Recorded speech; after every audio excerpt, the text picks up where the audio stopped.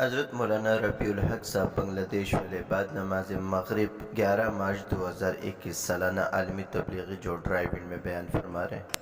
الحمد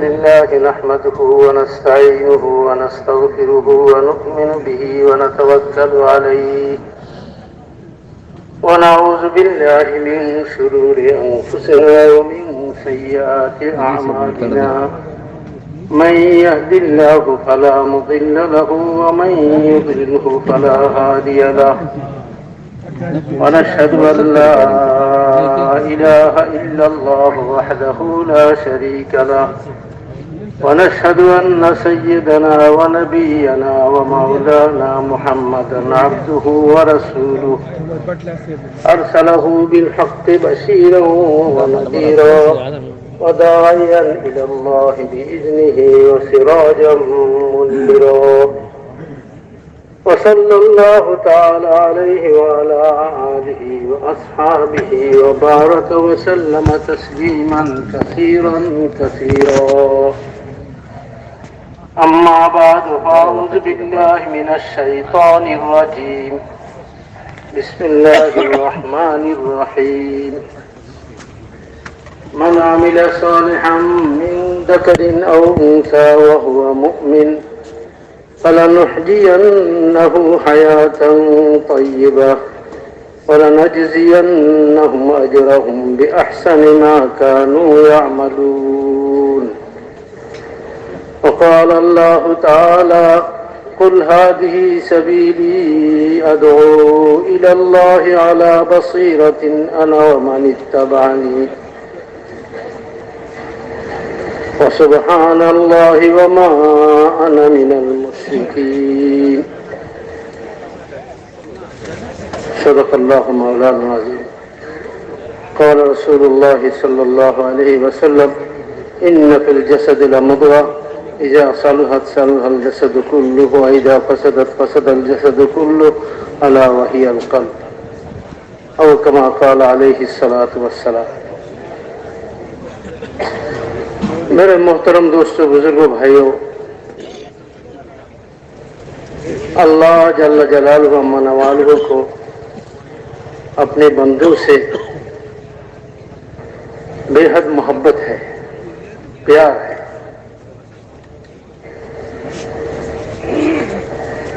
کہ بندوں کو پیدا کرنے سے ہزاروں سال پہلے ان بندوں کے اسباب زندگی اور اسباب اور ضروریات کے چیزیں اللہ تعالیٰ نے پیدا کی ہے۔ ان سے پہلے یہ علامت ہے محبت کی۔ اپنے بندوں کو دنیا میں بھیجنے سے پہلے دنیا میں وہ نظام قائم فرمایا کہ سہولت کے ساتھ، آسانی کے ساتھ اپنے بندوں کی ضروریات پوری ہونے میں یہ نظام کام آ گیا۔ اگر یہ نظام ان کے آنے سے پہلے نہ ہو تو پھر ان کو دقت ہو گئی، تکلیف ہو گئی، حوائج زندگی پورا کرنے میں پریشانی ہو گئی۔ تو اللہ تعالیٰ نے ان سے آنے سے پہلے، 1-2 سال پہلے نہیں، 40 ہزار سال پہلے، ہزاروں سال پہلے اللہ نے ان کے جینے کا اور زندگی کی ضروریات کے انتظام فرمائے۔ پھر اللہ تعالیٰ نے چاہا اس انسان کو اس دنیا میں بھیجنے کا ارادہ فرمایا، تو صرف انسان کو نہیں بھیجا بلکہ انسان کو بھی بھیجا، اور اس کے ساتھ ساتھ انبیاء علیہ التسلیمات کو بھی بھیجنے کا سلسلہ جاری فرما دیا، تاکہ انسان کو راہ ہدایت ملے اور انسان کو ہدایت کی راستہ مل جائے۔ اگر انبیاء علیہ السلام کی سلسلہ جاری نہیں فرماتے ہیں اور نبوت والی محنت اور نبیوں والی دعوت کی محنت اگر زندہ نہ ہو تو انسان گمراہ ہو جاتا اور گمراہی کی طرف چلنے لگے. اس لیے اللہ تعالیٰ نے انسانوں کو دنیا میں بھیجنے کا ارادہ فرمایا، ساتھ ساتھ انبیاء علیہ السلام کو بھی بھیجنے کا سلسلہ شروع فرما دیا. جو پہلا انسان تھا وہ پہلا نبی بھی تھا، آدم علیہ السلام پہلا انسان، اول الناس، اور پہلا نبی بھی اللہ کی طرف سے.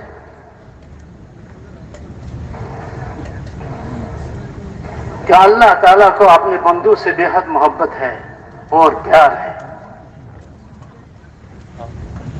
اللہ تعالیٰ نے جنت پیدا کیا، جہنم پیدا کیا، اور جہنم میں سارے سختیاں اور سارے عذابیں اور جو ہے دکھ و تکلیف کی چیزیں اللہ تعالیٰ نے جہنم میں رکھا، اور جنت پیدا کیا. جنت میں ناز نعمتیں سارے اللہ تعالیٰ نے پیدا کیا، انہیں رکھا.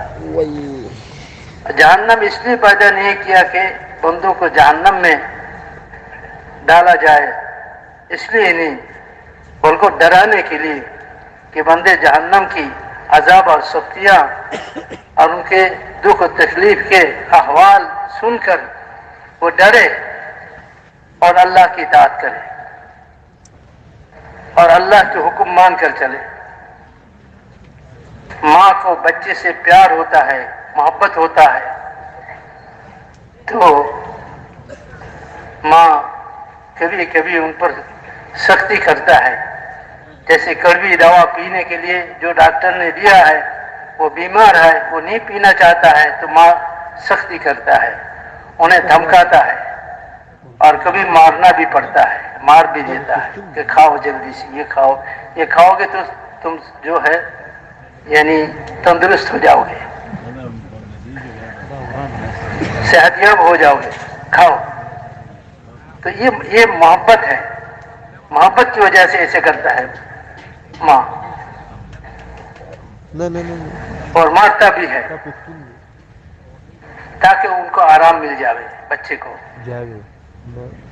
بیماری کی تکلیف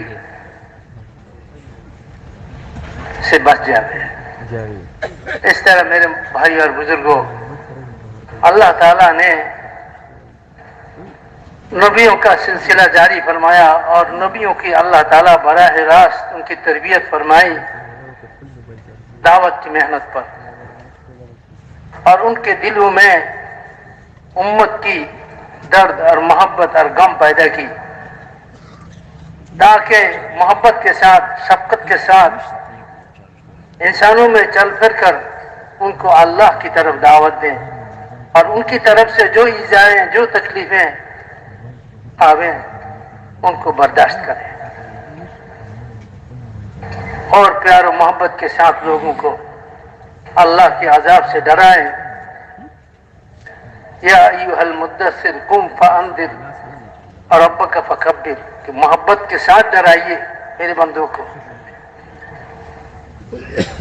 محبت کے ساتھ ڈرائیے، اور میری بڑائی جو ہے ان کے سامنے بیان کریں. آدمی کے دل میں جس کا بڑائی ہوتا ہے وہ اسی کا ہو جاتا ہے اور اسی کو مان کر چلتا ہے. آدمی کے دل میں ہتھیار کا بڑائی ہوتا ہے تو ہتھیار والے سے ڈرتا ہے، مال کا بڑائی ہوتا ہے تو مالدار سے ڈرتا ہے، عہدے کا بڑائی دل میں ہوتا ہے تو عہدہ والے کو ڈرتا ہے کہ یہ بڑا عہدہ والا ہے، یہ وزیر ہے، بڑا عہدہ ہے اس کا،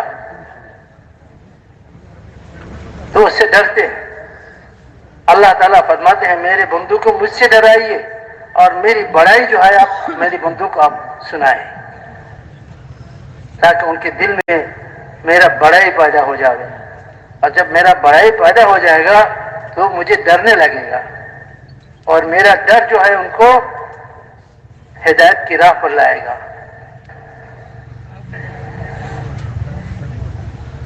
میرے بھائی اور بزرگوں، انبیاء علیہ السلام لوگوں میں چل پھر کر دعوت دیتے تھے، اللہ کی بڑائی کو بولتے تھے، آخرت کی طرف دعوت دیتے تھے، اعمال کی طرف دعوت دیتے تھے۔ انبیاء علیہ السلام کی دعوت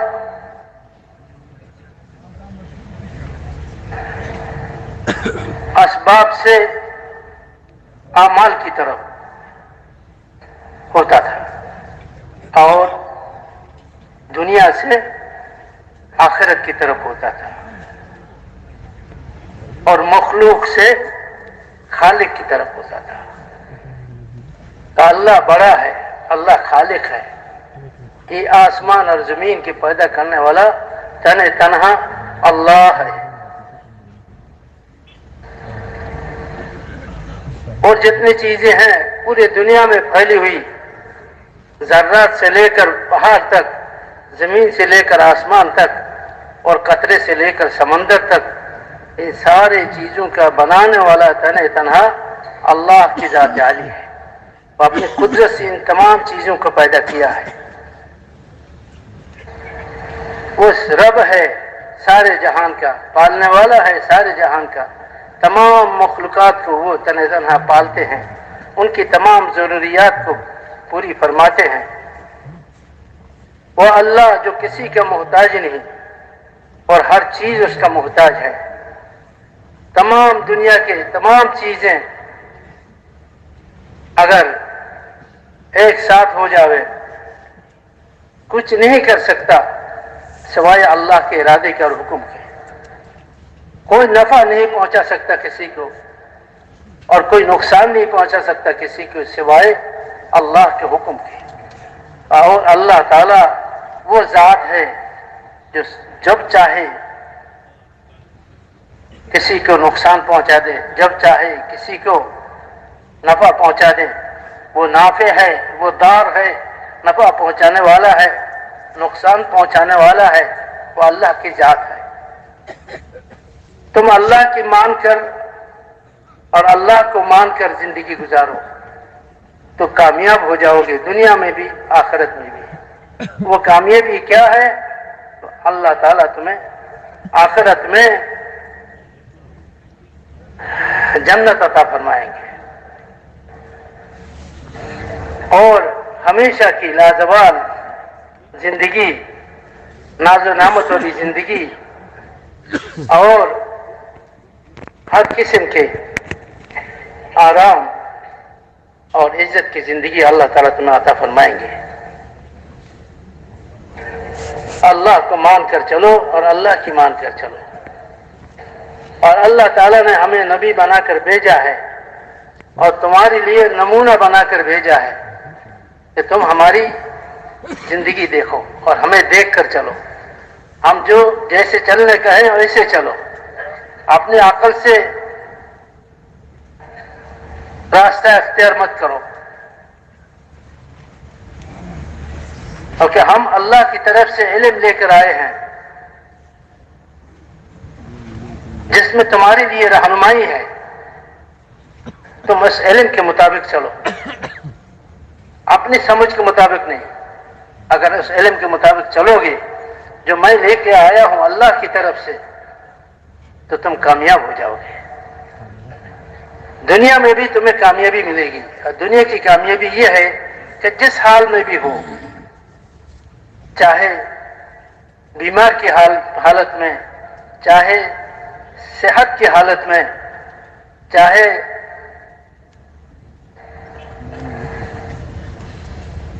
سہولت کی حالت میں ہو یا شدت کی حالت میں ہو، جس حال میں بھی ہو، اسی حال میں تمہیں دل کا سکون اور اطمینانی ملے گا کہ اللہ جس حال پر ہمیں رکھے ہم اس پر راضی ہیں۔ رضینا باللہ ربا، کہ بحیثیت رب کے ہم اللہ تعالیٰ پر راضی ہیں۔ وہ ہمارا رب ہے، پالنے والا ہے، پالنہار ہے، اور وہ سب کچھ کا بنانے والا ہے، اور ہر چیز اس کی قبضے قدرت میں ہے۔ وہ جو چاہتا ہے کرتا ہے، جیسا چاہتا ہے کرتا ہے، جب چاہتا ہے کرتا ہے، کوئی اس کے ارادے کو روکنے والا نہیں۔ کوئی طاقت دنیا میں ایسی نہیں ہے جو اللہ کے ارادے کو روک سکے۔ وہی ہوگا جو اللہ چاہیں گے، اور جو اللہ نہیں چاہیں گے وہ کبھی ہونے والا نہیں ہے۔ اگر ساری دنیا مل کر چاہے لیکن اللہ نہیں چاہے گا تو وہ نہیں ہوگا کبھی۔ اس لیے انبیاء علیہ السلام بڑے درد اور محبت کے ساتھ، شفقت کے ساتھ لوگوں کو یہ سمجھاتے تھے کہ ہم جو ہے اللہ کی طرف سے بھیجے ہوئے ہیں اور تمہارے لیے زندگی گزارنے کا طریقہ لے کے آئے ہیں۔ تم جو ہے اللہ کو مان کر اور اللہ کی مان کر زندگی گزارو، کامیاب ہو جاؤ گے۔ تو میرے محترم دوست اور بزرگوں، انبیاء علیہ السلام کی محنت پر جن خوش قسمت انسان کو اللہ کی طرف سے توفیق مل جاتی تھی کہ وہ نبی کی دعوت کو قبول کر کے اس راستے کو اختیار کرتے جو راستہ انبیاء علیہ السلام اللہ کی طرف سے لاتے تھے، تو یہ وہ خوش قسمت انسان ہوتے تھے کہ اللہ تعالیٰ ان کے لیے ہدایت کے فیصلہ فرماتے تھے، ان کے لیے ہدایت کے فیصلہ فرماتے ہیں۔ یہ ہدایت والے ہیں۔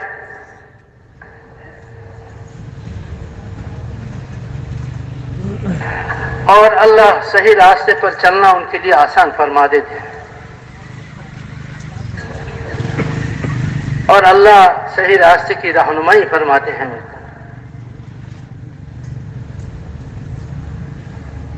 دنیا کی زندگی میں اللہ کے اور اس کے رسول کی اطاعت کے ساتھ زندگی گزارتے ہیں، اور جس حال پر بھی اللہ تعالیٰ انہیں رکھتے ہیں وہ اس پر راضی ہو جاتے ہیں، جس کی وجہ سے انہیں ہر حال میں ان کی دل کو سکون ملتا تھا اور اطمینان ملتا تھا، جس حال میں بھی ہو۔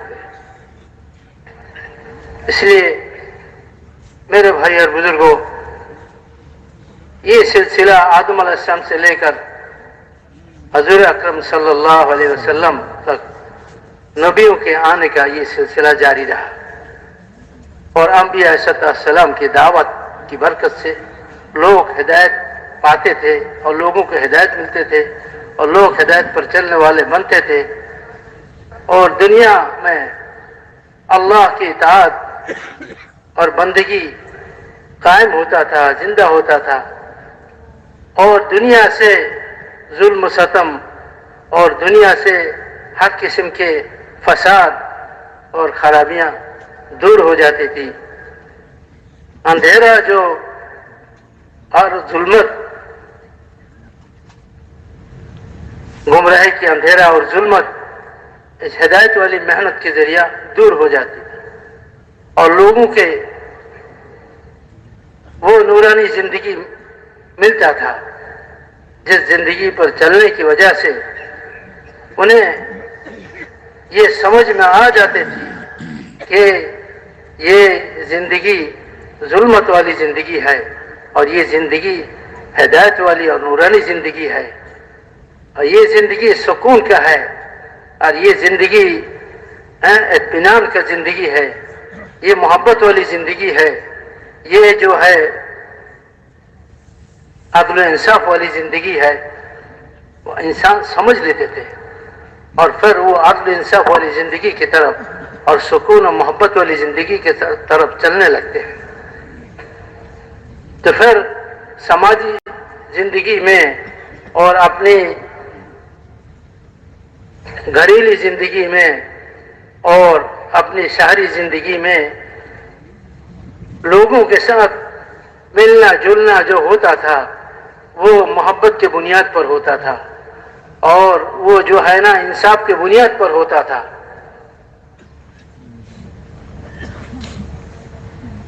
لیکن جب نبی کچھ دنوں کے بعد تشریف لے جاتے تھے اور ان کی والی محنت بند ہو جاتی تھی.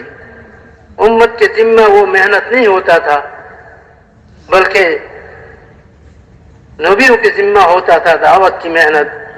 تو جب نبی تشریف لے جاتے تھے چلے جاتے تھے تو امت سے وہ محنت چھوٹ جاتی تھی.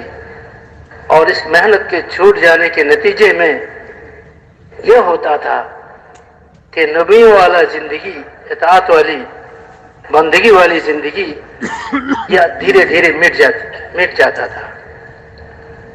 اور اس کے مٹ جانے کی وجہ سے دھیرے دھیرے انسانوں میں وہ ظلمت گمراہی کی اور وہ ظلم و ستم وہ حد تجاوزی یہ سارے چیزیں اور سارے خرابیاں دھیرے دھیرے پیدا ہونے لگتی تھی. پھر انسانوں کا زندگی ان کے سماج اور ان کے سب کچھ جو ہے ویسے بن جاتا تھا جیسا پہلے تھا. وہ گمراہی کی ظلمت اور اندھیرا چھا جاتا تھا اور لوگ جانوروں جیسے چوپایوں جیسے اور لوگ جو ہے جانوروں جیسے اور سانپ اور بچھو جیسے بن جاتے تھے. طبیعت ان کی اور ان کی اخلاق ایسا بن جاتا تھا کہ سانپ جیسا اور شیر جیسا جنگلی جانور کو جیسا.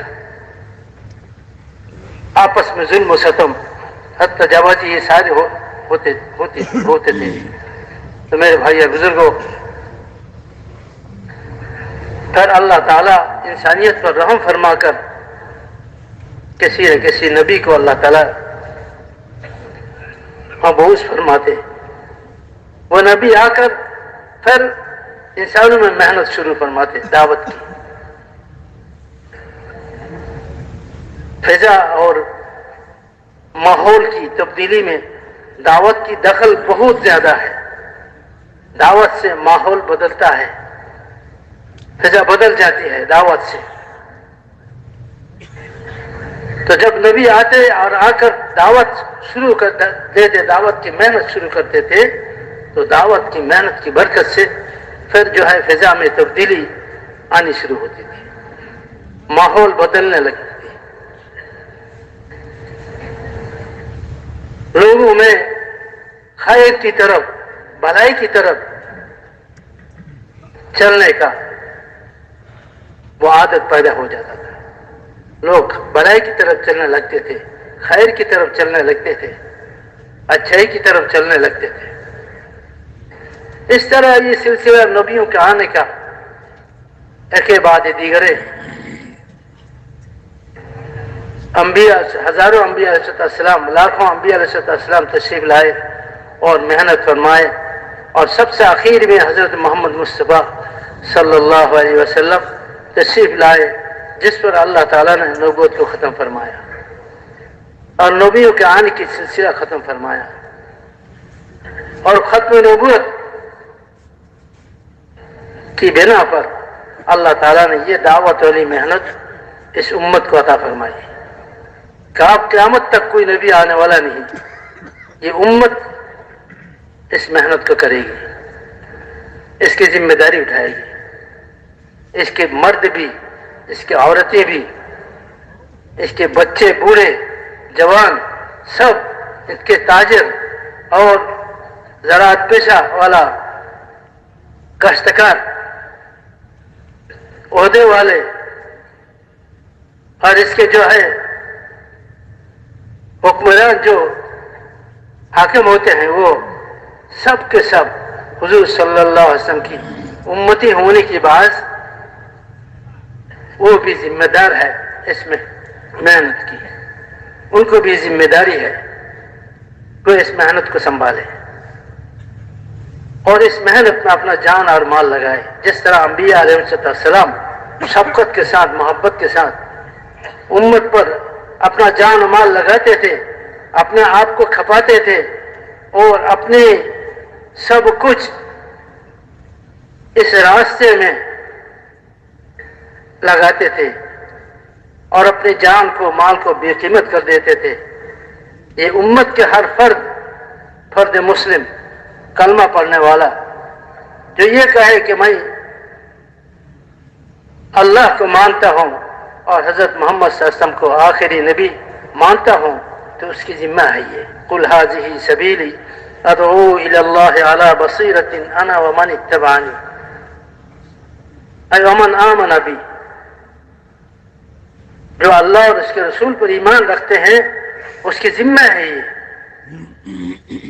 عصر کے بعد آپ نے جو بیان سنا ہے مستورات کی محنت کی کہ حضور صلی اللہ علیہ وسلم نے ایک ایک مستورات کی کیسی ذہن بنائی، کیسی ذہن بنائی۔ ایک مرتبہ خوشخبری ملتا ہے تو یہ عورت اپنے آپ کو اس تقاضے کے لیے حضور صلی اللہ علیہ وسلم کے سامنے پیش کرتا ہے کہ یا رسول اللہ دعا فرمائیں کہ اللہ مجھے اس کے لیے قبول فرماوے، میں اس تقاضے کو پورا کرنے کے لیے تیار ہوں۔ اب دوبارہ حضور نے خواب دیکھا، مسکرائے، تو اس نے پوچھا کہ یا رسول اللہ کیوں مسکرا رہے ہیں؟ بولے میں نے پھر خواب دیکھا اور ایسی ایک جماعت جو کشتی پر ایسے بیٹھا ہوا جیسا کہ بادشاہ اپنے تخت پر، فرمایا کہ یا رسول اللہ دعا فرمائے مجھے اللہ تعالیٰ اس کے لیے بھی قبول فرماوے۔ بات یہ ہے کہ ایک عورت ہے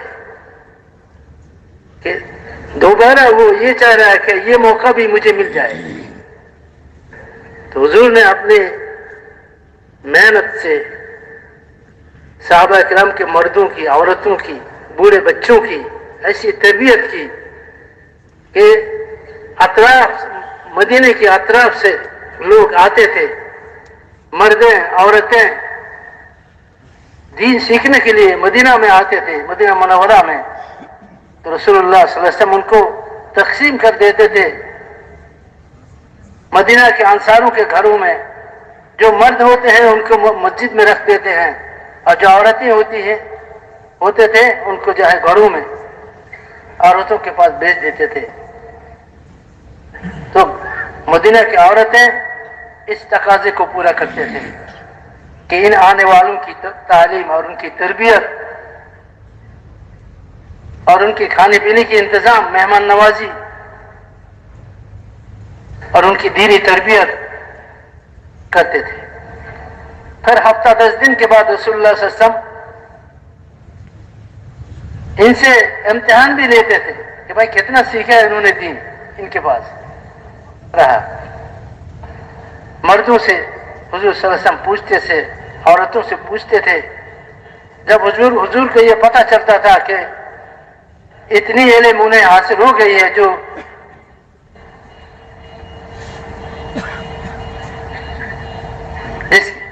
جو ضرورت ہے، ضرورت والی علم انہیں حاصل ہو گئی ہے، تو حضور صلی اللہ علیہ وسلم فرماتے بہت اچھا کہ تم تو فقیہ ہو گئے۔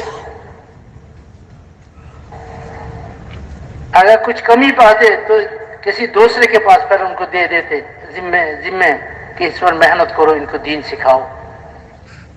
اور عورتوں کے پاس عورتوں کو بیچتے تھے، وہ عورتیں گھر کے سارے کام و کاج کے ساتھ، محنت کے ساتھ ان کی تعلیم و تربیت اور ان کی مہمان نوازی سارے چیزیں سنبھالتے تھے۔ حضور صلی اللہ علیہ وسلم نے اپنی امت پر ایسی محنت کی کہ امت کے ایک ایک عورت کو بھی وہ ذمہ داری کی احساس تھی کہ پوری دنیا میں پورا دین زندہ ہو جائے، یہ ہمارا بھی ذمہ داری ہے، ہمارا بھی ذمہ داری ہے۔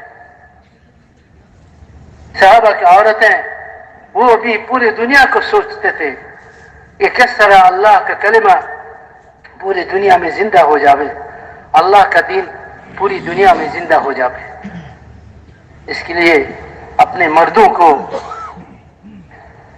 تیار کرتے تھے، انہیں اللہ کے راستے میں بھیجتے تھے۔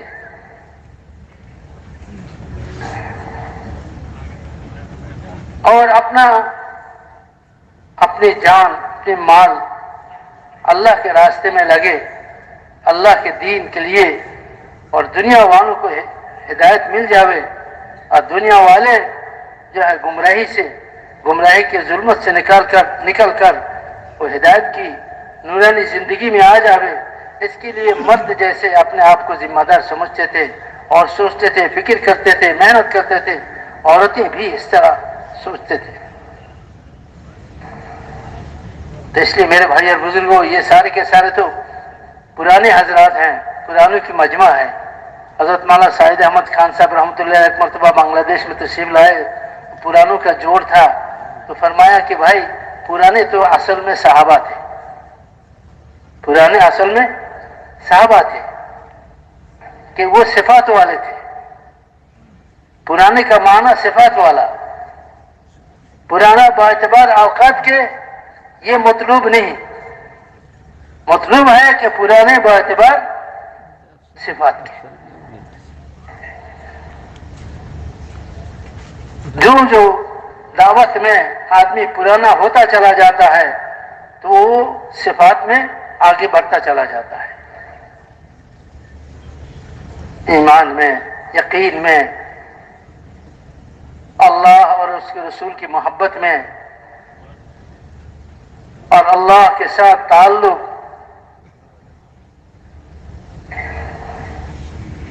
اور حضرت محمد صلی اللہ علیہ وسلم کی محبت اور سنتوں پر چلنے کی شوق۔ اور میرے بھائی اور بزرگوں،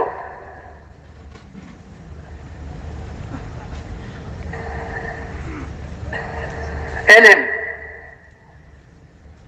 اتنا علم ہر ایک کو حاصل ہو جیسے وہ اپنی ضروریات زندگی کو قرآن و حدیث کے مطابق اور اللہ اور اس کے رسول کے منشے کے مطابق گزار سکیں، کہ حلال پر چلے، حرام کو چھوڑے، اور سچ پر چلے، جھوٹ کو چھوڑے۔ تو میرے بھائی اور بزرگوں، جب زندگی ہمارا نبیوں کے بتائے ہوئے طریقے پر آ جائے گا تو پھر ہمیں اللہ تعالیٰ پوری دنیا کے انسانوں کے لیے ہدایت کا نمونہ بنائے گا۔ محنت کرنے والے محنت کرتے کرتے وہ لوگوں کے لیے نمونہ بن جاوے، یہ اصل ہے۔ صحابہ کرام کو آدمی دیکھتے تھے تو دیکھ کر ان کے دل میں یہ بات پیدا ہو جاتی تھی کہ یہ سچے آدمی ہیں، یہ اچھے آدمی ہیں، یہ نیک لوگ ہیں۔ کہ صحابہ کرام تجارت کی غرض سے ملکوں میں جاتے تھے، لیکن ان کا جو ہے اصل مقصد جو ہوتا تھا تجارت سے دنیا کمانا نہیں بلکہ دین کا پھیلانا اور دین کو دنیا میں زندہ کرنا ہوتا تھا۔ وہ جاتے تھے تجارت کرنے کے نام سے، لیکن وہاں کے لوگ جب ان سے معاملہ کرتے، ان سے چیزیں خریدتے تو ان کی معاملات ایسا ہوتا، صاف ہوتا تھا، ایسا قرآن و حدیث کی روشنی میں ہوتا تھا کہ وہ لوگ متاثر ہو جاتے تھے کہ یہ اچھے آدمی ہیں، سچ بولنے والے ہیں اور سچ تولنے والے ہیں۔ یہ لوگ جو کہتے ہیں سچ کہتے ہیں، ایسے آدمی جھوٹا نہیں ہو سکتا۔ صحابہ کے چہروں کو دیکھ کر، ان کے معاملات کو دیکھ کر لوگوں کے دلوں میں یہ بات آ جاتی تھی کہ یہ جھوٹ بولنے والے نہیں، یہ اچھے آدمی ہیں۔ آج سارے دنیا میں دوستو کروڑوں مسلمان، 200 کروڑ مسلمان دنیا میں، 600 700 کروڑ انسان دنیا میں، 200 سوا 200 250 کروڑ مسلمان دنیا میں، لیکن مسلمانوں کی زندگی کا کوئی تاثر یہ 600 650 انسان جو دنیا میں بس رہے ہیں ان پر نہیں ہے۔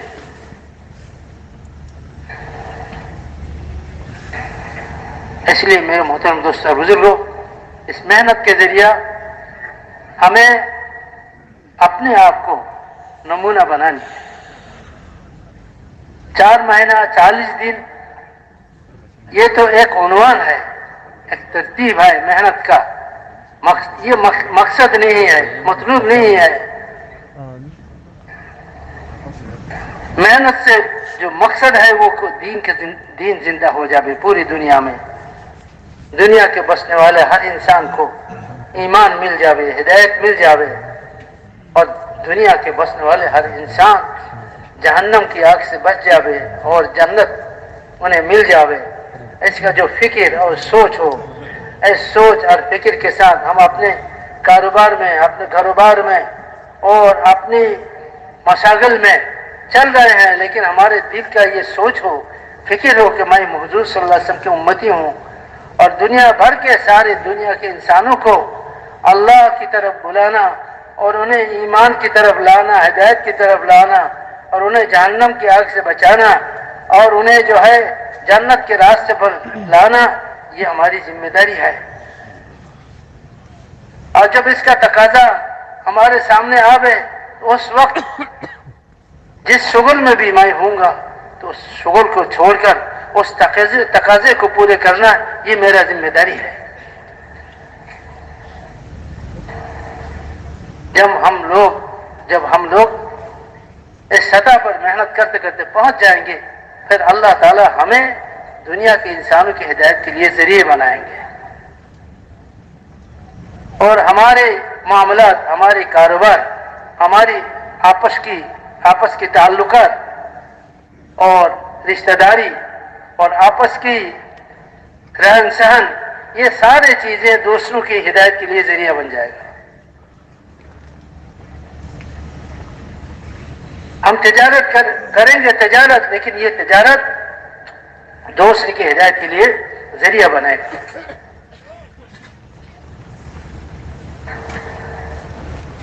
ایک انسان ہماری زندگی کو دیکھ کر متاثر ہوگا کہ بھائی یہ عجیب زندگی ہے اس کا, کہ دیکھو کہ نمازوں کی اہتمام کیسی ہے, کہ وقت پر نماز کی تیاری کرتا ہے اور پھر ساری کام چھوڑ دیتا ہے, دکان چھوڑتا ہے اور مسجد کی طرف دوڑتا ہے, اللہ کی طرف دوڑتا ہے. یہ آخرت والا ہے. یہ موت کے بعد کی زندگی کا اگر یقین نہ ہو تو آدمی ایسا نہیں کر سکتا کہ اتنی مشغلہ میں, اتنی مشاغل میں رہ کر بھی اللہ کے حقوق کی ادائیگی, اللہ کے فرائض کی ادائیگی اور موت کے بعد آنے والی زندگی کی فکر ان کو اتنا پریشان کرتا ہے کہ وہ اپنے مشاغل کو چھوڑنے پر مجبور ہو جاتا ہے, اور وہ دوڑ کے مسجد کی طرف جاتا ہے اور اللہ کے فرائض کو ادا کرتا ہے. تو ایک انسان کی زندگی کی تبدیلی اور اس کے زندگی میں دین کا زندہ ہونا اور ہدایت والے اعمال کا زندہ ہونا, یہ صرف ان کے لیے نہیں بلکہ اوروں کے لیے بھی ہدایت کا سبب بنتا ہے.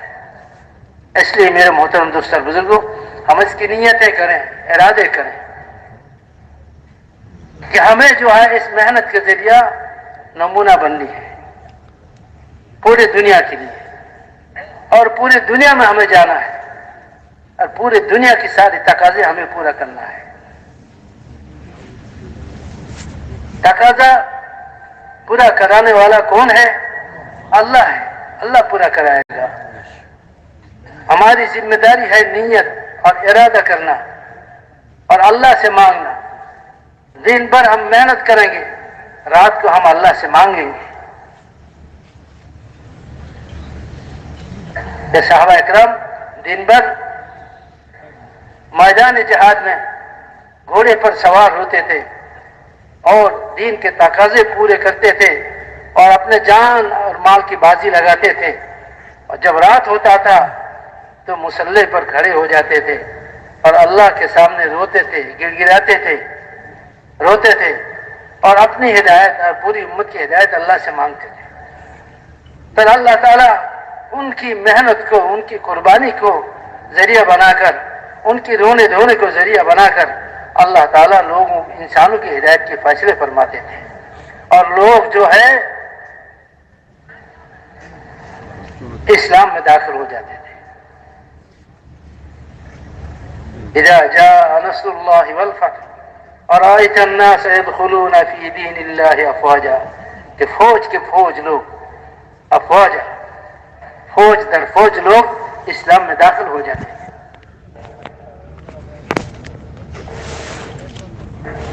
جب مکہ فتح ہوئی تو ایک عورت مکہ کے بڑی ہمت والی، اس نے رات کے سناٹے میں گھر سے نکلا، جبکہ خوف کے مارے مرد بھی گھروں میں چھپے ہوئے تھے، اور یہ عورت تھی بڑی بہادر دلیر، وہ گھر سے نکلی۔ وہ یہ چاہتے تھے کہ میں دیکھنا چاہتا ہوں آج بیت اللہ میں کیا ہو رہا ہے، حرم میں کیا ہو رہا ہے، مکہ میں کیا ہو رہا ہے۔ جب کوئی قوم کسی قوم پر فتح حاصل کرتا ہے تو وہ اس قوم کی نوجوان لڑکیوں کی عزت لوٹتی ہے، عورتوں کی عزت لوٹتی ہے، ان کے گھروں کو لوٹتی ہے، یہ پورے علاقے کو، پورے ملک کو برباد کر دیتا ہے۔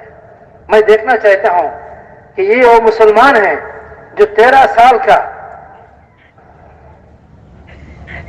یہاں جو ہے رہ کر ہماری ایذائیں، ہماری طرف سے تکلیفیں برداشت کی، اب یہ واپس آئے ہیں فاتحانہ انداز میں۔ اب دیکھنا چاہتا ہوں کہ یہ کیا کرتا ہے۔ تو رات کے اندھیری میں تو گیا تو دیکھا کیا، سبحان اللہ، ساری حرم میں کوئی تو نماز میں ہے، کوئی رکوع میں، کوئی سجدے میں، کوئی قوما میں، کوئی قیام میں، کوئی رونے میں، دعا میں، کوئی حجر اسود میں، کوئی ملتزم میں، کوئی باب کعبہ میں، کعبہ کا دروازہ پکڑ کے رو رہا ہے۔ عجیب ماحول ہے۔ تو وہ حیران ہو گیا اور وہ مسلمان ہو گیا کہ ایسا میں نے کبھی نہیں دیکھا کہ کوئی قوم فاتحانہ انداز میں کسی ملک میں داخل ہو گئے، ملک میں داخل ہو کر اس طرح کے ماحول، عبادت کی، بندگی کے، رونے کی، عبادت کی، کہ میں نے نہیں دیکھا۔ یہ اچھے لوگ ہیں۔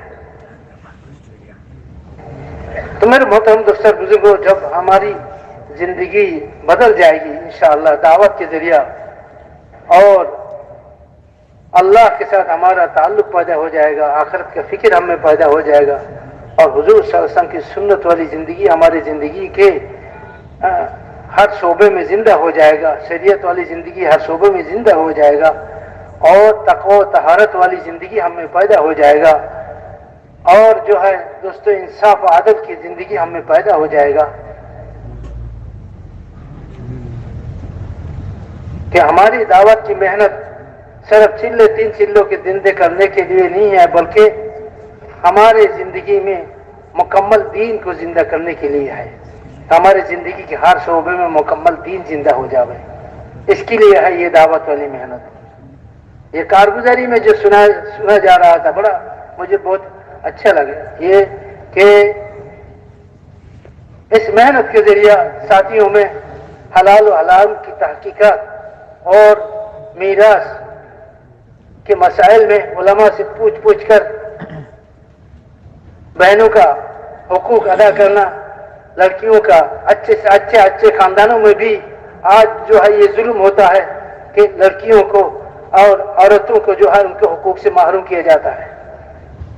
اچھے خاندانوں میں، گھرانوں میں، جنہیں دیندار گھرانہ کہا جاتا ہے، اچھے گھرانے، ان میں بھی عورتوں پر ظلم ہوتی ہے، ان کو ان کے حقوق سے محروم کیا جاتا ہے۔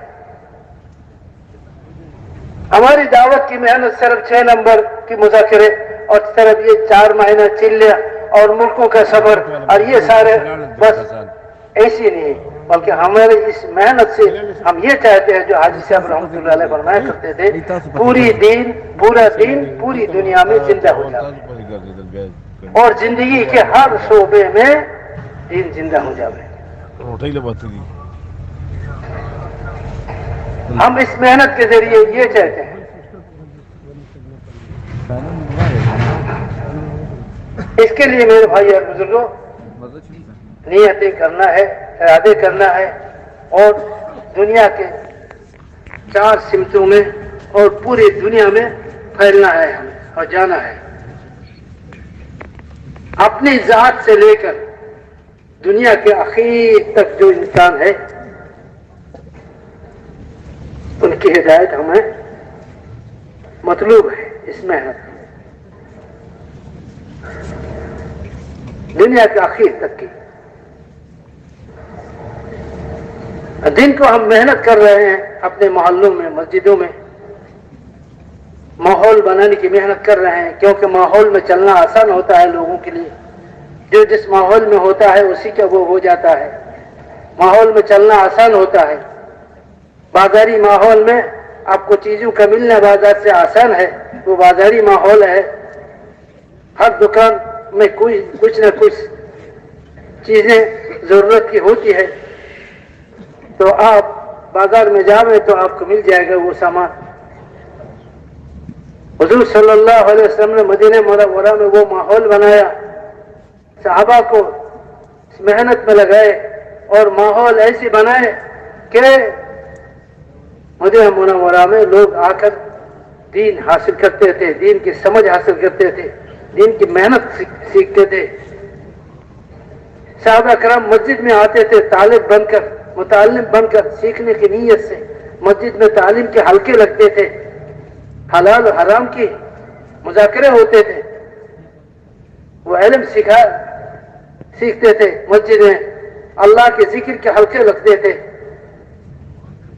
مسجد میں نماز سکھایا جاتا تھا کہ رسول اللہ صلی اللہ علیہ وسلم نے ایک نمازی سے نماز کے بعد جب وہ سلام پھیر کر نماز کے بعد حضور کے سامنے آئے، سلام کیا. حضور نے کہا کہ صلی فإنک لم تصلی، تو نماز پڑھ، تیری نماز نہیں ہوئی. تو اس نے جا کر دوبارہ نماز پڑھی. پھر آئے، پھر حضور نے فرمایا کہ جا تو نماز پڑھ، تیرا نماز نہیں ہوئی. تو اس نے نماز پھر پڑھ کے آئے. پھر حضور نے بتایا کہ تیری نماز نہیں ہوئی تھی، جا کے نماز پڑھ. تو اس نے کہا یا رسول اللہ اس سے اچھی نماز میں پڑھ نہیں سکتا، مجھے سکھا دیں آپ. تو حضور صلی اللہ علیہ وسلم نے ان کو نماز سکھائی مسجد میں. صحابہ کرام مسجد میں سیکھنے کی غرض سے آتے تھے، متعلم بن کر آتے تھے، طالب بن کر آتے تھے، اور اپنی ضرورت دین سیکھ کر دین کی ضرورت علم دین جتنا ضرورت ہوتا تھا اس کو سیکھ کر گھر جاتے تھے. اور جب گھر جاتے تھے تو معلم بن کر جاتے تھے. اس نیت سے جاتے تھے گھر والوں کو سکھانا ہے، گھر والوں کو سکھانا ہے. تو گھر میں جا کر گھر والوں کو بھی سکھاتے تھے.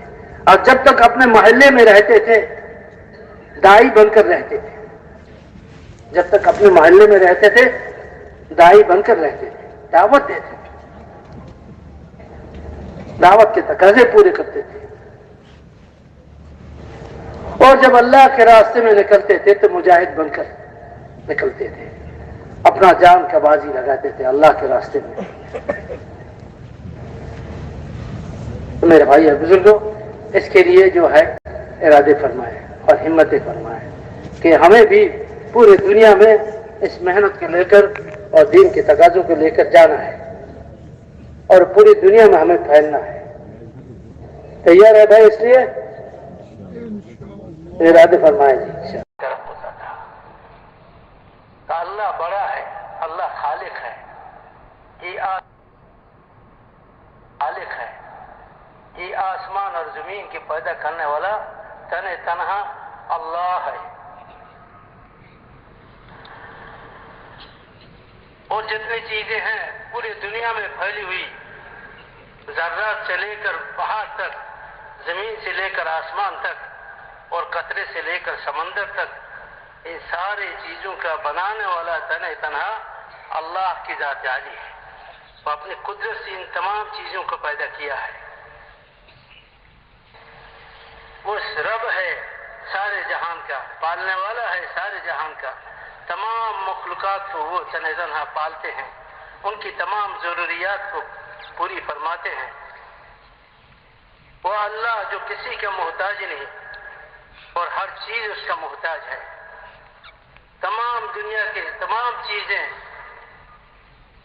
اگر ایک ساتھ ہو جاوے کچھ نہیں کر سکتا سوائے اللہ کے ارادے کے اور حکم کے.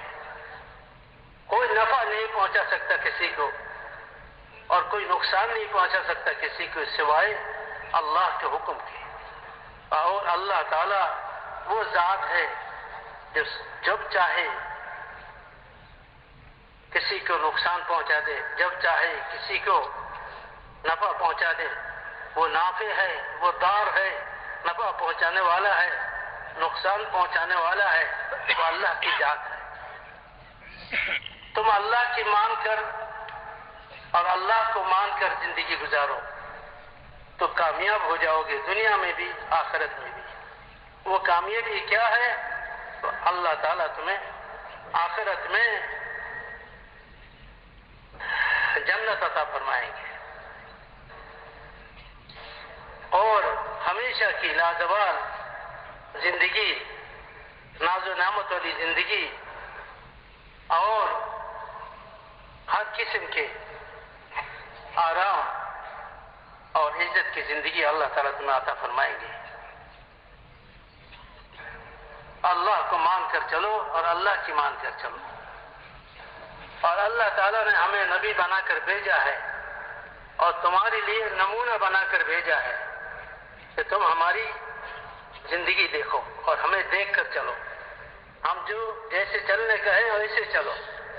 اپنی عقل سے راستہ اختیار مت کرو، کیونکہ ہم اللہ کی طرف سے علم لے کر آئے ہیں جس میں تمہارے لیے رہنمائی ہے. تم اس علم کے مطابق چلو، اپنی سمجھ کے مطابق نہیں. اگر اس علم کے مطابق چلو گے جو میں لے کے آیا ہوں اللہ کی طرف سے تو تم کامیاب ہو جاؤ گے. دنیا میں بھی تمہیں کامیابی ملے گی.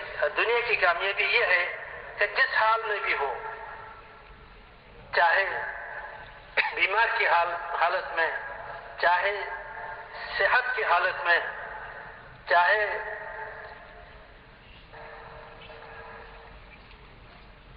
سہولت کی حالت میں ہو یا شدت کی حالت میں ہو، جس حال میں بھی ہو، اسی حال میں تمہیں دل کا سکون اور اطمینانی ملے گا. تو اللہ جس حال پر ہمیں رکھے ہم اس پر راضی ہیں. رضینا باللہ ربا، بحیثیت رب کے ہم اللہ تعالیٰ پر راضی ہیں.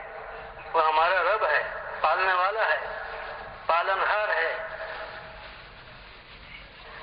اور وہ سب کچھ کا بنانے والا ہے اور ہر چیز اس کی قبضے قدرت میں ہے. وہ جو چاہتا ہے کرتا ہے، جیسا چاہتا ہے کرتا ہے، جب چاہتا ہے کرتا ہے. کوئی اس کے ارادے کو روکنے والا نہیں. کوئی طاقت دنیا میں ایسی نہیں ہے جو اللہ کے ارادے کو روک سکے. وہی ہوگا جو اللہ چاہیں گے اور جو اللہ نہیں چاہیں گے وہ کبھی ہونے والا نہیں ہے. اگر ساری دنیا مل کر چاہے لیکن اللہ نہیں چاہے گا تو وہ نہیں ہوگا کبھی. اس لیے انبیاء علیہ السلام بڑی درد اور محبت کے ساتھ، شفقت کے ساتھ لوگوں کو یہ سمجھاتے تھے کہ ہم جو ہے اللہ کی طرف سے بھیجے ہوئے ہیں اور تمہارے لیے زندگی گزارنے کا طریقہ لے کے آئے ہیں. تم جو ہے اللہ کو مان کر اور اللہ کی مان کر زندگی گزارو، کامیاب ہو جاؤ گے. تو میرے محترم دوست اور بزرگوں،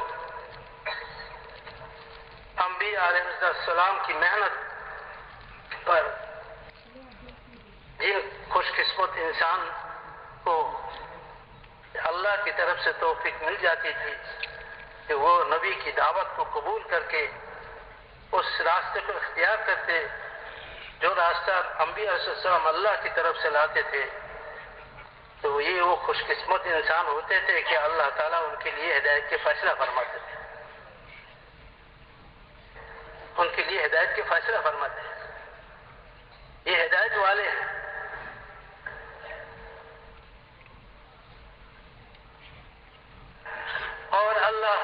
راستے پر چلنا ان کے لیے آسان فرما دیتے ہیں، اور اللہ صحیح راستے کی رہنمائی فرماتے ہیں ان کو۔ دنیا کی زندگی میں اللہ کی اور اس کے رسول کی اطاعت کے ساتھ زندگی گزارتے ہیں، اور جس حال پر بھی اللہ تعالیٰ انہیں رکھتے ہیں وہ اس پر راضی ہو جاتے ہیں، جس کی وجہ سے انہیں ہر حال میں ان کی دل کو سکون ملتا تھا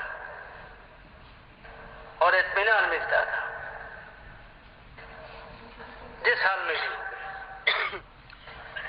اس لیے میرے بھائی اور بزرگوں، یہ سلسلہ آدم علیہ السلام سے لے کر حضور اکرم صلی اللہ علیہ وسلم تک نبیوں کے آنے کا یہ سلسلہ جاری رہا، اور انبیاء علیہ السلام کی دعوت کی برکت سے لوگ ہدایت پاتے تھے، اور لوگوں کو ہدایت ملتے تھے، اور لوگ ہدایت پر چلنے والے بنتے تھے، اور دنیا میں اللہ کی اطاعت اور بندگی قائم ہوتا تھا، زندہ ہوتا تھا، اور دنیا سے ظلم و ستم اور دنیا سے ہر قسم کے فساد اور خرابیاں دور ہو جاتی تھی۔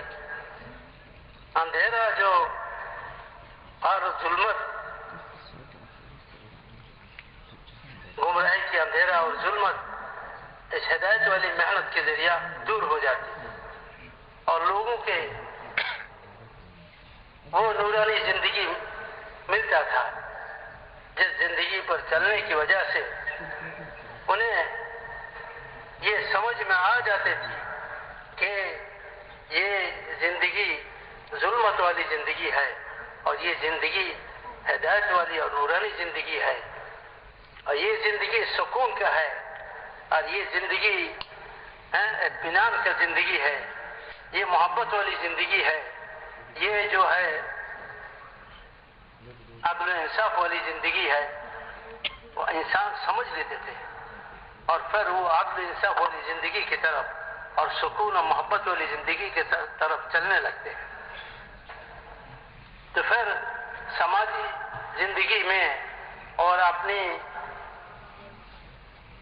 گھریلو زندگی میں اور اپنی شہری زندگی میں لوگوں کے ساتھ ملنا جلنا جو ہوتا تھا وہ محبت کی بنیاد پر ہوتا تھا، اور وہ جو ہے نا انصاف کی بنیاد پر ہوتا تھا۔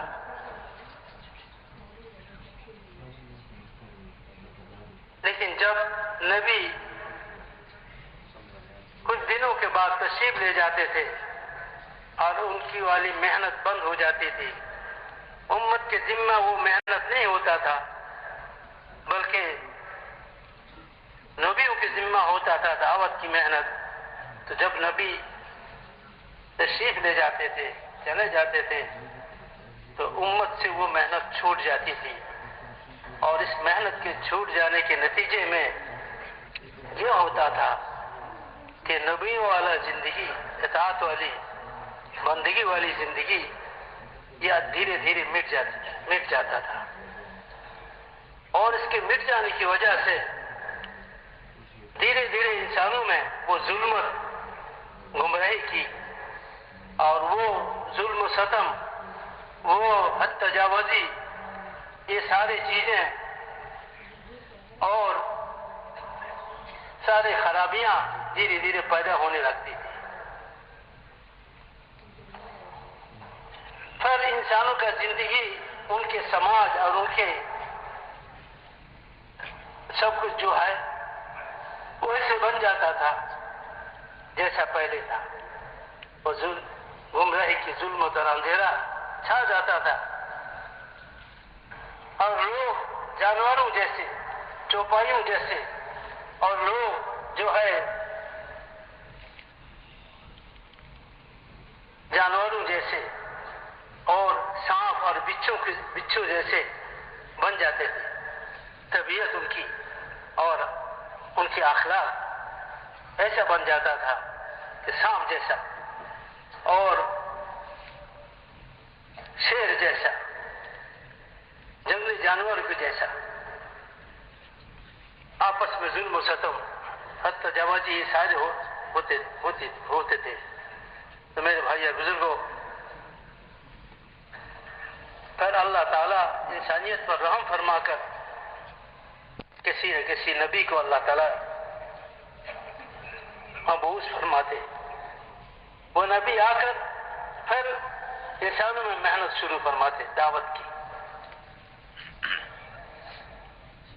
فضا اور ماحول کی تبدیلی میں دعوت کی دخل بہت زیادہ ہے. دعوت سے ماحول بدلتا ہے، فضا بدل جاتی ہے دعوت سے. تو جب نبی آتے اور آ کر دعوت شروع کر دیتے، دعوت کی محنت شروع کرتے تھے، تو دعوت کی محنت کی برکت سے پھر جو ہے فضا میں تبدیلی آنی شروع ہوتی تھی، ماحول بدلنے لگتی تھی. لوگوں میں خیر کی طرف، بھلائی کی طرف چلنے کا وہ عادت پیدا ہو جاتا تھا. لوگ بھلائی کی طرف چلنے لگتے تھے، خیر کی طرف چلنے لگتے تھے، اچھائی کی طرف چلنے لگتے تھے. اس طرح یہ سلسلہ نبیوں کے آنے کا ایک بعد دیگرے انبیاء، ہزاروں انبیاء علیہ السلام، لاکھوں انبیاء علیہ السلام تشریف لائے اور محنت فرمائے. اور سب سے آخر میں حضرت محمد مصطفیٰ صلی اللہ علیہ وسلم تشریف لائے، جس پر اللہ تعالیٰ نے نبوت کو ختم فرمایا. اور نبیوں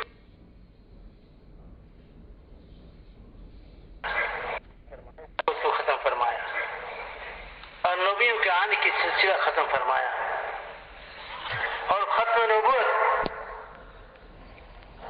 کی بنا پر اللہ تعالیٰ نے یہ دعوت والی محنت اس امت کو عطا فرمائی کہ اب قیامت تک کوئی نبی آنے والا نہیں. یہ امت اس محنت کو کرے گی، اس کی ذمہ داری اٹھائے گی. اس کے مرد بھی، اس کے عورتیں بھی، اس کے بچے، بوڑھے، جوان، سب، اس کے تاجر اور زراعت پیشہ والا، کاشتکار، عہدے والے، اور اس کے جو ہے حکمران جو حاکم ہوتے ہیں، وہ سب کے سب حضور صلی اللہ علیہ وسلم کی امتی ہونے کی باعث وہ بھی ذمہ دار ہے اس میں محنت کی. ان کو بھی ذمہ داری ہے کہ اس محنت کو سنبھالے اور اس محنت میں اپنا جان اور مال لگائے. جس طرح انبیاء علیہ السلام شفقت کے ساتھ، محبت کے ساتھ امت پر اپنا جان و مال لگاتے تھے، اپنے آپ کو کھپاتے تھے اور اپنی سب کچھ اس راستے میں لگاتے تھے اور اپنی جان کو، مال کو بے قیمت کر دیتے تھے. یہ امت کے ہر فرد مسلم کلمہ پڑھنے والا جو یہ کہے کہ میں اللہ کو مانتا ہوں اور حضرت محمد صلی اللہ علیہ وسلم کو آخری نبی مانتا ہوں، تو اس کی ذمہ ہے یہ قل هذه سبیلی ادعو الى اللہ علی بصیرۃ انا ومن اتبعنی اے ومن آمن بی. جو اللہ اور اس کے رسول پر ایمان رکھتے ہیں اس کی ذمہ ہے یہ. عصر کے بعد آپ نے جو بیان سنا ہے مستورات کی محنت کی کہ حضور صلی اللہ علیہ وسلم نے ایک ایک مستورات کی کیسی ذہن بنائی، کیسی ذہن بنائے. ایک مرتبہ خوشخبری ملتا ہے تو یہ عورت اپنے آپ کو اس تقاضے کے لیے حضور صلی اللہ علیہ وسلم کے سامنے پیش کرتا ہے کہ یا رسول اللہ دعا فرمائے کہ اللہ مجھے اس کے لیے قبول فرماوے، میں اس تقاضا کو پورا کرنے کے لیے تیار ہوں. اب دوبارہ حضور نے خواب دیکھا، مسکرائے تو اس نے پوچھا کہ یا رسول اللہ کیوں مسکرا رہے ہیں؟ بولے میں نے پھر خواب دیکھا اور ایسی ایک جماعت جو کشتی پر ایسے بیٹھا ہوا جیسا کہ بادشاہ اپنے تخت پر. فرمایا کہ یا رسول اللہ دعا فرمائے مجھے اللہ تعالیٰ اس کے لیے بھی قبول فرماوے. بات یہ ہے کہ ایک عورت ہے کہ دوبارہ وہ یہ چاہ رہا ہے کہ یہ موقع بھی مجھے مل جائے. تو حضور نے اپنے محنت سے صحابہ اکرام کے مردوں کی، عورتوں کی، بوڑھے بچوں کی ایسی تربیت کی کہ اطراف، مدینے کے اطراف سے لوگ آتے تھے، مردیں عورتیں دین سیکھنے کے لیے مدینہ میں آتے تھے، مدینہ منورہ میں. تو رسول اللہ صلی اللہ علیہ وسلم ان کو تقسیم کر دیتے تھے مدینہ کے انصاروں کے گھروں میں. جو مرد ہوتے ہیں ان کو مسجد میں رکھ دیتے ہیں، اور جو عورتیں ہوتے تھے ان کو جو ہے گھروں میں عورتوں کے پاس بھیج دیتے تھے. تو مدینہ کی عورتیں اس تقاضے کو پورا کرتے تھے کہ ان آنے والوں کی تعلیم اور ان کی تربیت اور ان کی کھانے پینے کی انتظام، مہمان نوازی اور ان کی دینی تربیت کرتے تھے. ہر ہفتہ 10 دن کے بعد رسول اللہ صلی اللہ علیہ وسلم ان سے امتحان بھی لیتے تھے کہ بھائی کتنا سیکھا ہے انہوں نے دین. ان کے پاس رہا. مردوں سے حضور صلی اللہ علیہ وسلم پوچھتے تھے، عورتوں سے پوچھتے تھے. جب حضور کو یہ پتہ چلتا تھا کہ اتنی علم انہیں حاصل ہو گئی ہے جو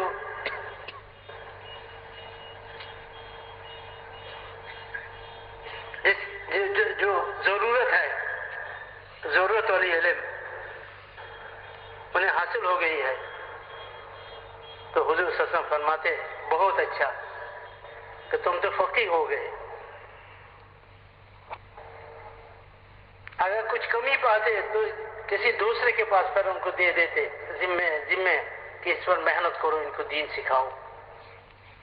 اور عورتوں کے پاس عورتوں کو بیچتے تھے. وہ عورتیں گھر کے سارے کام و کاج کے ساتھ، محنت کے ساتھ ان کی تعلیم و تربیت اور ان کی مہمان نوازی سارے چیزیں سنبھالتے تھے. حضور صلی اللہ علیہ وسلم نے اپنی امت پر ایسی محنت کی کہ امت کے ایک ایک عورت کو بھی وہ ذمہ داری کی احساس تھی کہ پوری دنیا میں پورا دین زندہ ہو جائے. یہ ہمارا بھی ذمہ داری ہے، ہمارا بھی ذمہ داری ہے. صحابہ کی عورتیں وہ بھی پوری دنیا کو سوچتے تھے کہ کس طرح اللہ کا کلمہ پوری دنیا میں زندہ ہو جاوے، اللہ کا دین پوری دنیا میں زندہ ہو جاوے. اس کے لیے اپنے مردوں کو تیار کرتے تھے، انہیں اللہ کے راستے میں بھیجتے تھے. اپنی جان، اپنی مال اللہ کے راستے میں لگے، اللہ کے دین کے لیے، اور دنیا والوں کو ہدایت مل جاوے، اور دنیا والے جو ہے گمراہی کی ظلمت سے نکل کر وہ ہدایت کی نورانی زندگی میں آ جاوے. اس کے لیے مرد جیسے اپنے آپ کو ذمہ دار سمجھتے تھے اور سوچتے تھے، فکر کرتے تھے، محنت کرتے تھے. عورتیں بھی اس طرح سوچتے تھے. اس لیے میرے بھائی اور بزرگوں، یہ سارے کے سارے تو پرانے حضرات ہیں، پرانوں کی مجمع ہے. حضرت مولانا سعید احمد خان صاحب رحمۃ اللہ ایک مرتبہ بنگلہ دیش میں تشریف لائے. پرانوں کا جوڑ تھا تو فرمایا کہ بھائی پرانے تو اصل میں صحابہ تھے، پرانے اصل میں صحابہ تھے کہ وہ صفات والے تھے. پرانے کا معنی صفات والا. پرانا باعتبار اوقات کے یہ مطلوب نہیں، مطلوب ہے کہ پرانے باعتبار صفات کے. جو دعوت میں آدمی پرانا ہوتا چلا جاتا ہے تو وہ صفات میں آگے بڑھتا چلا جاتا ہے، ایمان میں، یقین میں، اللہ اور اس کے رسول کی محبت میں، اور اللہ کے ساتھ تعلق،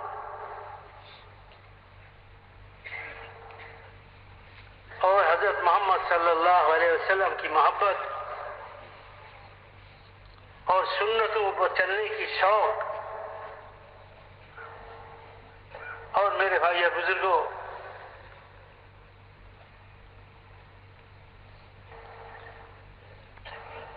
علم،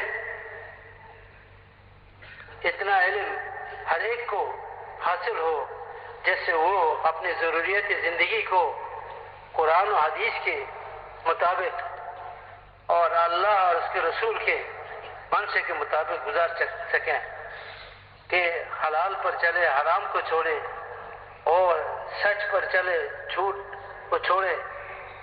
تو میرے بھائی اور بزرگوں، جب زندگی ہمارا نبیوں کے بتائے ہوئے طریقے پر آ جائے گا تو پھر ہمیں اللہ تعالیٰ پوری دنیا کے انسانوں کے لیے ہدایت کا نمونہ بنائے گا۔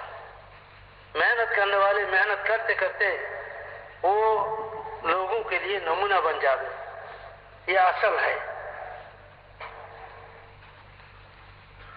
صحابہ اکرام کو آدمی دیکھتے تھے تو دیکھ کر ان کے دل میں یہ بات پیدا ہو جاتی تھی کہ یہ سچے آدمی ہیں، یہ اچھے آدمی ہیں، یہ نیک لوگ ہیں۔ یہ صحابہ اکرام تجارت کی غرض سے ملکوں میں جاتے تھے، لیکن ان کا جو ہے اصل مقصد جو ہوتا تھا تجارت سے دنیا کمانا نہیں بلکہ دین کا پھیلانا اور دین کو دنیا میں زندہ کرنا ہوتا تھا۔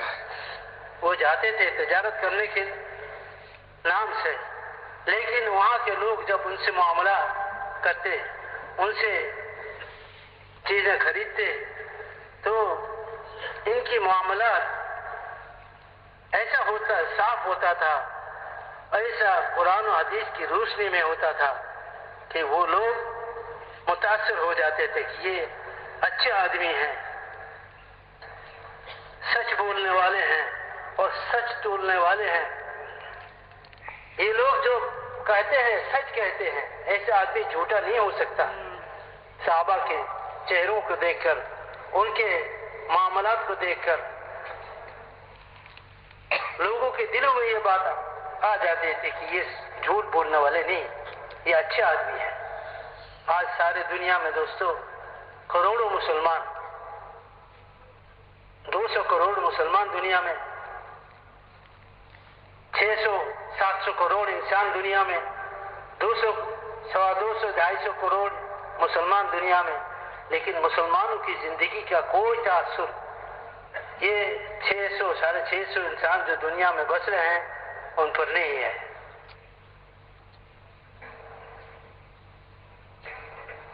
اس لیے میرے محترم دوستو بزرگوں، اس محنت کے ذریعہ ہمیں اپنے آپ کو نمونہ بنانی ہے۔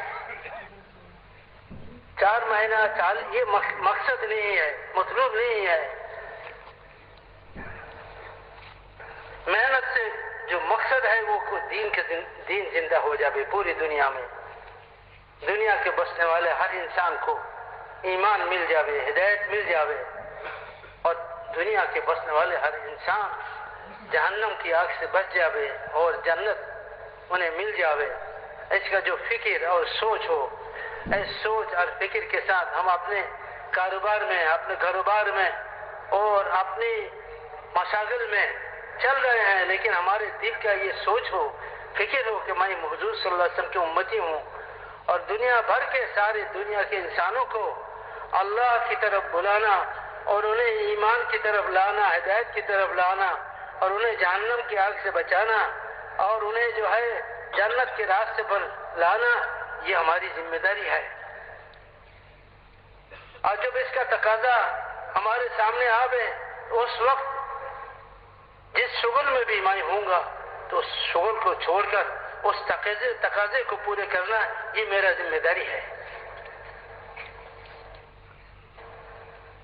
جب ہم لوگ اس سطح پر محنت کرتے کرتے پہنچ جائیں گے، پھر اللہ تعالی ہمیں دنیا کے انسانوں کی ہدایت کے لیے ذریعہ بنائیں گے، اور ہمارے معاملات، ہماری کاروبار، ہماری آپس کی تعلقات اور رشتہ داری اور آپس کی رہن سہن، یہ سارے چیزیں دوسروں کی ہدایت کے لیے ذریعہ بن جائے گا۔ ہم تجارت کریں گے، لیکن یہ تجارت دوسرے کی ہدایت کے لیے ذریعہ بنے گا.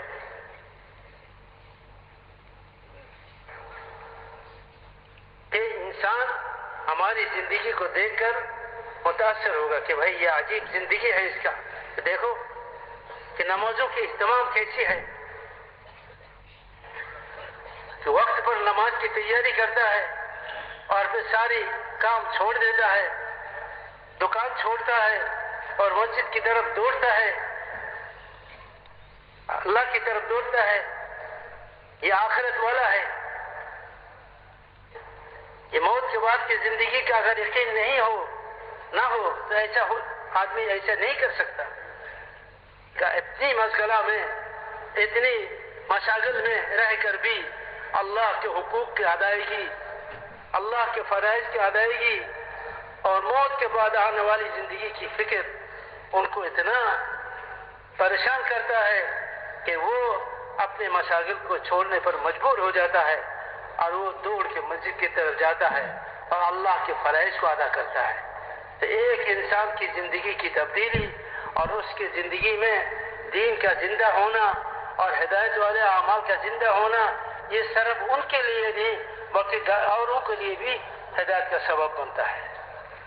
اس لیے میرے محترم دوست بزرگوں، ہم اس کی نیتیں کریں، ارادے کریں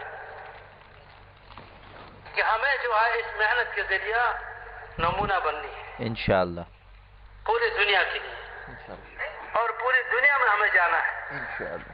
اور پوری دنیا کی ساری تقاضے ہمیں پورا کرنا ہے. تقاضا پورا کرانے والا کون ہے؟ اللہ ہے. اللہ پورا کرائے گا. ہماری ذمہ داری ہے نیت اور ارادہ کرنا اور اللہ سے مانگنا. دن بھر ہم محنت کریں گے، رات کو ہم اللہ سے مانگیں گے.